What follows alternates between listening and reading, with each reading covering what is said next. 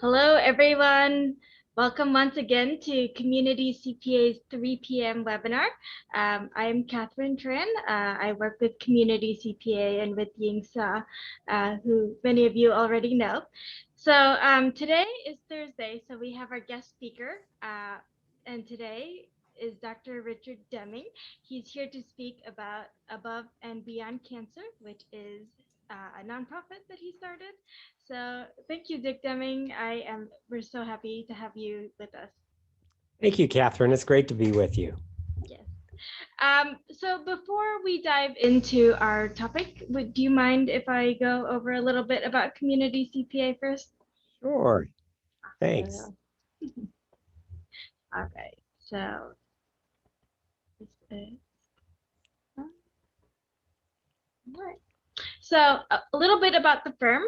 As many of you know, we are a full service accounting firm. Our website is communitycpa.com. We provide a variety of services such as accounting, advisory and legal, payroll, taxes, of course. So if you haven't done your taxes yet, please consider coming to us, and audit as well.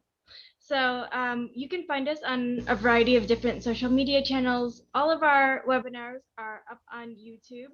So if you missed one or want to rewatch one, you'll find this after, we'll upload it after the presentation. So our firm is very diverse. Collectively, our staff speaks 9 different languages to better serve our clients. And we have a heart for sharing our knowledge.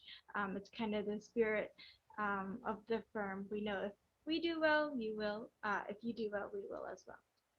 Um, about Ying, she is our CEO and managing partner. Again, many of you already know her. She serves on the National Taxpayer Advocacy Panel, which is an advisory committee to the IRS. So she likes to advocate on behalf of taxpayers. You're welcome to reach out to her at any time with recommendations to the IRS. And also, she is an author. In 2019, she put out her first book, which is Appointment with Ying at 8 a.m. on starting a business, and she's working on completing her second book, which is her 10 a.m. book, that will be on developing and growing the business. So hopefully to get that out by the summer. No responsibility disclaimer, of course. We just want to let you know that information here is always fluid. Take what you hear here with a grain of salt. So now I'm going to welcome our guest, Dr. Deming. Um, Dr. Deming is the medical director of Mercy, in Des Moines, Iowa. And he is known for a variety of philanthropic and community initiatives. He has a big heart for cancer patients and their families. So welcome, Dr. Deming, once again. So we'd love to hear a bit about you and about Above and Beyond Cancer. How did you start this initiative? Sure. Well, thanks, Catherine. And I appreciate the opportunity to just have a conversation with you as opposed to, doing a PowerPoint slideshow. So you're right. Above and Beyond Cancer is an extension kind of my life philosophy. So a little bit about myself. I grew up in a small town in South Dakota. I was the first of my family to go to college. I went to South Dakota State, and then I went to medical school at Creighton in Omaha. When I graduated from medical school, I did it on a Navy scholarship. So the Navy paid my way through medical school, and then I served as a Navy doctor for 9 years. Since I was going to have the opportunity to be in the Navy, I thought I should take advantage of doing some experiences that I might not otherwise have had. So I went into Navy undersea medicine, got training Wow. in submarines, became a Navy scuba diver. And then I was stationed in Hawaii during peacetime, taking care of parachute jumping, scuba diving, bomb disposal frogmen in Hawaii. And it was, I think what I learned was a real appreciation for pursuing difficult physical endeavors, taking care of Navy scuba divers and parachute. They're very physical and, being willing to reach above and beyond what you might think you could do. So that's one of the things I learned. But it felt too much fun to be a career. So I came back into a more traditional form of medicine.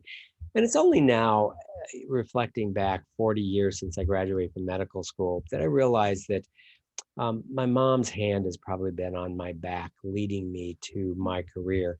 When I was a junior in high school, she was diagnosed with incurable lung cancer, and she died at age 52 when I was in my second year of medical school. And I would tell you that I would have fought the sentiment that I became a cancer doctor because my mom had cancer. That just didn't seem authentic. But now, as I look back at it, I do think that she probably did have her gentle hand on my back, helping influence me on my path. Above and Beyond Cancer came out of sharing with my patients a philosophy of life that is about just embracing life to the fullest, using a bump in the road of life as a springboard, not a barrier, and to just live each day to the fullest, regardless of how many days you have ahead of you.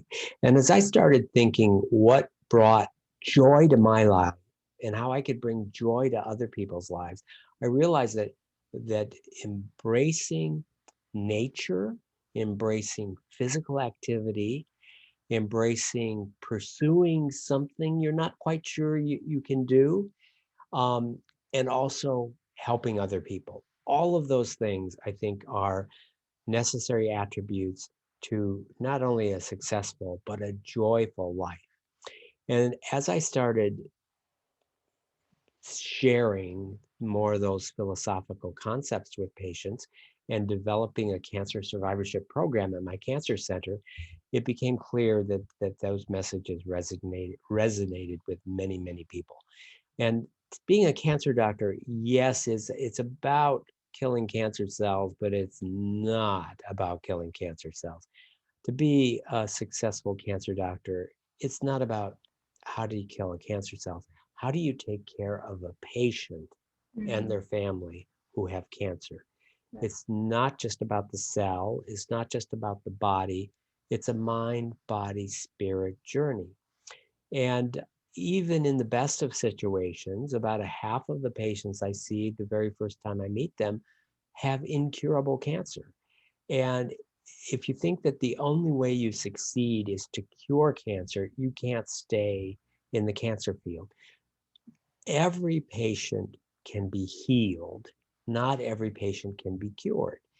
And helping patients understand that mind, body, spirit connection allows me to heal and be part of a healing journey with patients, even those patients who may be living with incurable cancer. Right. So, in when you're thinking of it in that framework, how do you differentiate being healed from the cure? Yes. So let me give you two scenarios, two different patients. So there, and these are both, obviously hypothetical patients.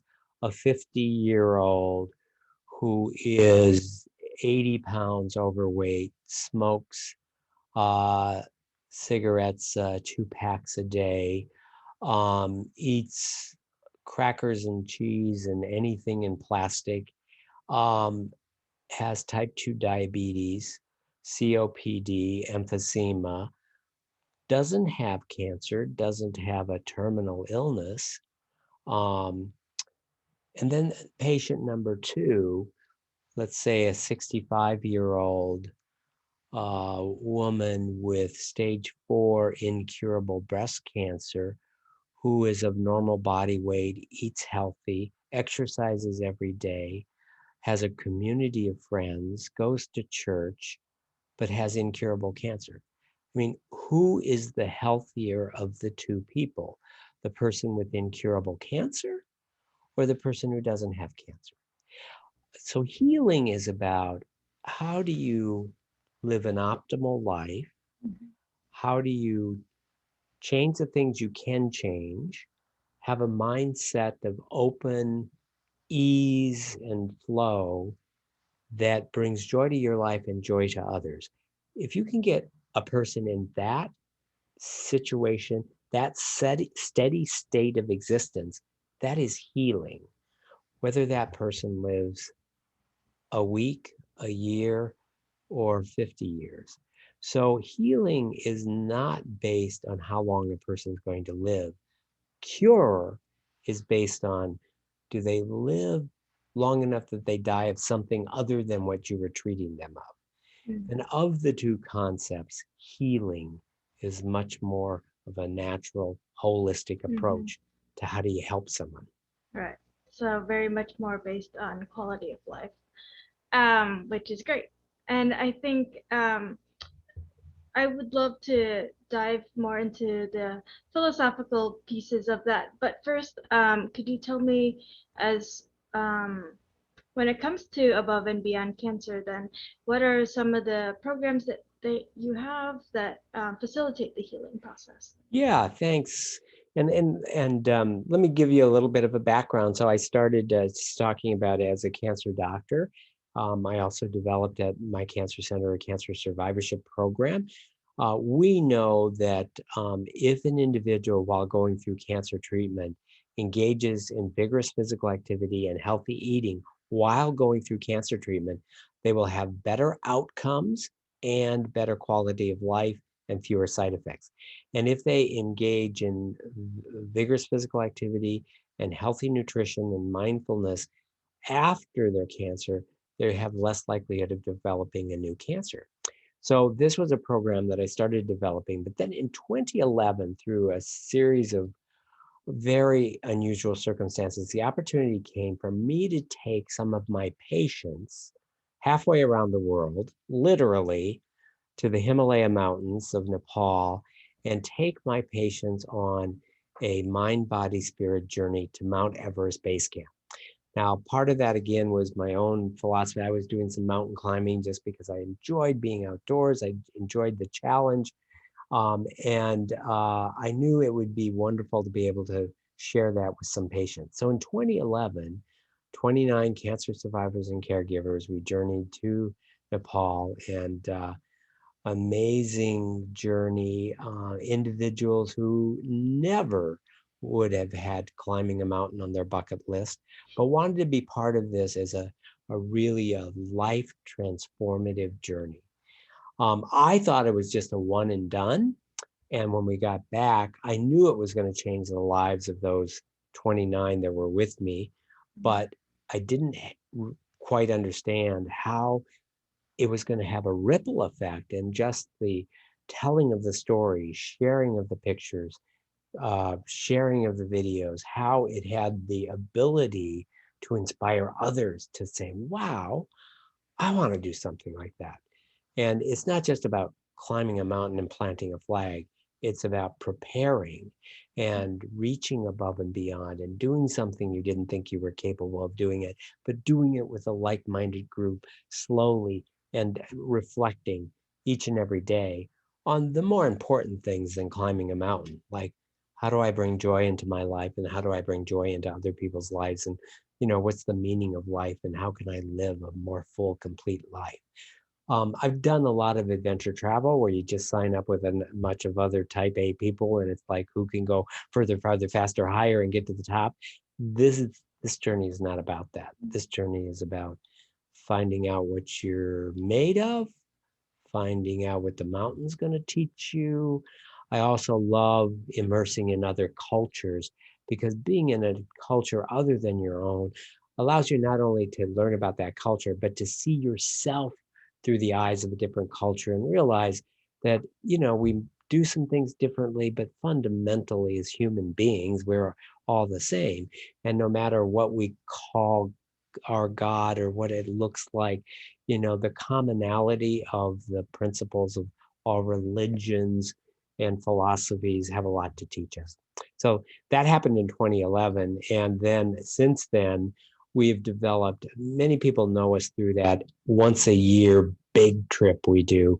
but we have programming 52 weeks a year here in Des Moines. So we have physical activity classes. I teach a spin class. We have a cross training class. We have weightlifting.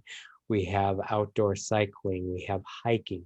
But we also really focus on not just the body, but mind and spirit. So once a week, we host a video podcast that looks at various philosophical dimensions. We also have a book club. We have art as therapy, and we have a lot of nature retreats as well. So it is providing programming for cancer patients and their families and caregivers that focus on living life to the fullest, mind, body, spirit. That's excellent. So how many of the trips have you hosted now? So we have done 9 what we call gonzo trips, big trips. So Everest Base Camp, we have summited Mount Kilimanjaro in Africa 2 different times, 2012 and 2017. We've journeyed to South America and gone up and over the Andes to Machu Picchu. We have gone to Tibet and did circumambulation of Mount Kailash, the most sacred mountain in the world. We've done a bicycle race from California to Maryland, 3,000 miles in 6 days, 21 hours and 17 minutes. Oh We my have gosh. run from the Pacific Ocean, Washington State, to the Atlantic Ocean in Delaware, 40 marathons in 40 days. And we've climbed other mountains. And so those journeys are, I talk about the physical endeavor, but each one of those journeys now also has a humanitarian mission. So for example, when we go to Africa, we spend time in Nairobi, Kenya, where we are working with the American Cancer Society to build the first ever Hope Lodge outside a public hospital in Nairobi, Kenya, where people come from all over the country to get their cancer care. So Wow. we engage in a humanitarian effort in the country we're visiting, and then we also do this personal challenge of a physical challenge like climbing a mountain or riding our bike across the country. So as you're doing these with the participants and patients, you mentioned reflection on life, on various aspects. So are there particular philosophical underlyings that have influenced you in this that you often talk about with your patients? How is that dialogue Yeah, kind of structured? you know, we all share, so it's a lot of sharing. And the more you study theologies and religions and philosophies, it gets to the point that other than the dogma of a theology, in a belief, there's so much commonality. So I would say some of the principles that come out of uh, philosophy that I think are really appropriate for anyone, but especially someone who's gone through something difficult. So, I've said before, but I'll say again, how does a bump in the road of life, how can you use that bump as a springboard rather than a barrier? Because we're all going to face bumps in life. Nobody's ever going to have a flat life without bumps. And you can't have highs without lows. And nobody should ever want to live a boring existence of everything flat as a pancake with no emotional highs or lows. It's the highs and lows that really provide character and amplitude to our lives. So it's, how do you face this bump in the road of life? So many people have heard of post-traumatic stress, that somebody goes through a difficult time, a bump in their road that they don't have any support. They get over it difficultly and just sort of fall on the other side, unable to even deal with normal life's challenges. Well, the opposite, but probably more common, is post-traumatic growth, where with support, somebody gets over a bump and recognizes, hey, I got over that bump. The next bump doesn't look as high. And when we get support and gain confidence, we call that resiliency. So the bump doesn't necessarily create the strength in you. The strength was there. The bump provides the opportunity to see the strength. And once you do a few bumps, the you go, yeah, I can do that next bump. Bring it on. And this understanding that there will always be another bump. There's a Latin phrase that's, part of the Stoics, and it's amor fati. And that means in Latin, love your fate. And it really means, whatever comes my way, I will take it on and just embrace whatever comes your way. Doesn't mean you go out seeking bumps and tragedies for the most part, but there are times where you actually will intentionally put a bump in the road of life. Anybody who decides to go to college is intentionally putting a bump in their life. Anyone who decides to go to graduate school, anyone who says, I'm going to sign up and do a triathlon. I mean, you're intentionally putting a bump in the road of your life. And sometimes you might put a mountain intentionally in your path, knowing there's going to be some suffering, but that in the act of climbing that mountain, you will gain knowledge, wisdom, and strength about yourself. So that's kind of one general principle. I love that. That's a very growth mindset, I think. You And know, a second principle that probably needs some interpretation because people think it's fatalistic. But another Stoic saying in Latin is Memento Mori, and it literally means remember you will die. Now, it's not like this pessimistic, you're gonna die someday, so nothing matters. It is this clarion call to live today. I like to say, if diamonds were as plentiful as grains of sand, they would be worthless. It's the lack of diamonds in the world that makes them valuable. If we were to live forever, wasting a day of our life would be trivial. But it's because our life is limited, memento mori, that makes today, this hour, this moment so valuable. So memento mori isn't the bummer, hey, you're going to die. It is, listen, you are alive today and have the opportunity to bring joy to yourself and to others right now, this very moment. that's great. Thank you. I think those are very good aspects to meditate on. Um, I heard that you're also an author. Do you bring some of those elements into your book? Can you tell us about your book? Yes. Tell you what, is it okay if I share my screen for just a second? Let's Of see if I course. can do this. Tell me if you can see the book. Yes. Yep. Can you see? Okay, so that's the cover of the book. Yeah, so this was a 2-year writing project with Drake University undergraduate students. So for 2 years, we did a project where we did throughout all the disciplines on the campus, things that were connected to cancer. So we did things in the health sciences, the actuarial sciences, but also the English department, creative nonfiction for cancer patients, art is therapy, writing a original theatrical production around cancer. Um, and then for a year, I was co-teacher, if you will, and we had this collaborative writing project. Um, Carol Spalding Cruz was the professor, and she is the director of the Drake Community Press, which is the publisher of the book. So the book is about the philosophical aspect of a journey through cancer. So a third of the students in the class edited my writing.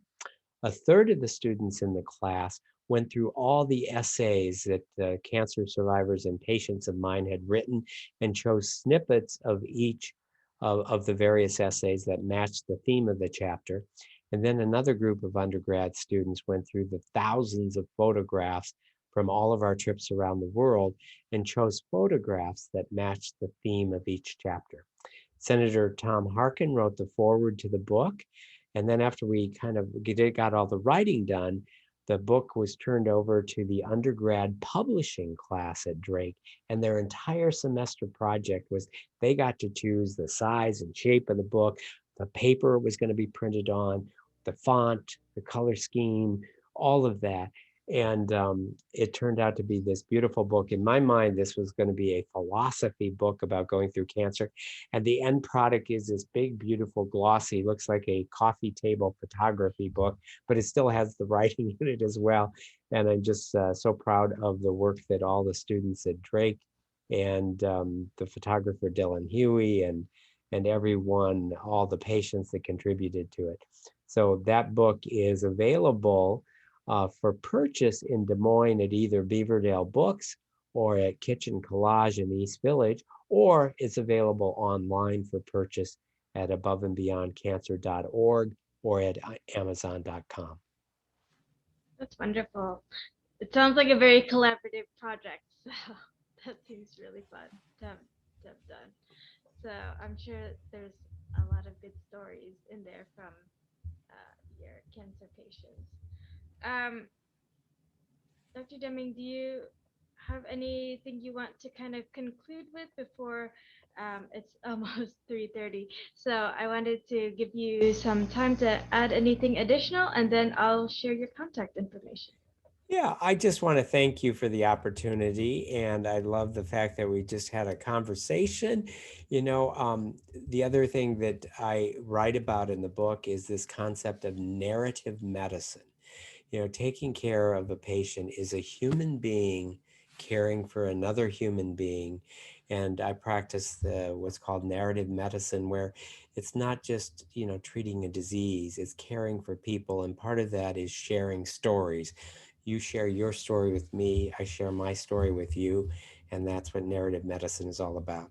So thank you for the opportunity to talk about Above and Beyond Cancer and for sharing my philosophy of life. Yes. Thank you so much for coming and sharing with our audience today. If you have any questions or want to reach out to Above and Beyond Cancer, they have you can find their email here, as well as you can go to their website, and they have social media, so different Facebook, Twitter, Instagram accounts. I know on your Facebook, I see you're sharing those weekly videos. So yes, and of course, if you have questions for Dr. Deming, feel free to email me as well. I can be reached at Catherine@communitycpa.com. Thanks. Bye-bye.